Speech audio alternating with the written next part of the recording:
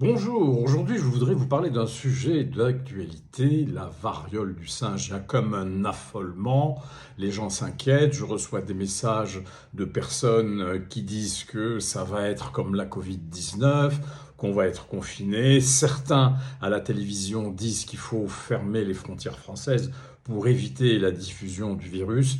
Eh bien, pas de panique, ça n'a aucun fondement tout ça.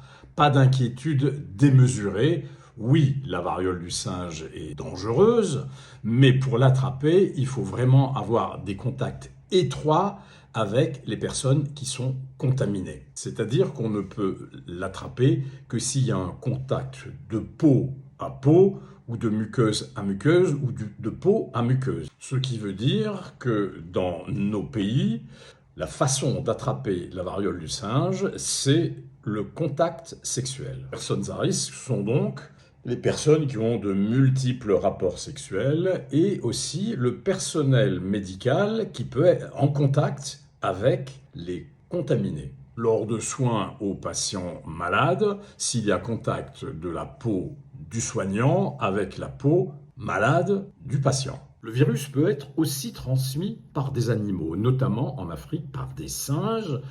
C'est pour ça qu'on appelle la variole, cette variole, ce type de variole, la variole du singe. Et des enfants qui jouent, qui sont mordus par des animaux contaminés peuvent tomber malades et contaminer aussi leurs parents.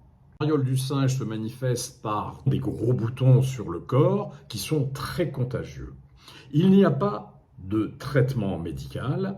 Par contre, il y a un traitement préventif qui est très efficace, c'est la vaccination antivariolique. La transmission se fait par contact étroit. Pour l'instant, il n'y a aucune preuve que le virus de la variole du singe se transmet, comme le virus de la Covid-19, par voie respiratoire. Donc je le dis et je le répète, pas de panique, et en plus, nous avons un moyen de prévention extrêmement efficace. Merci de m'avoir écouté, à très vite.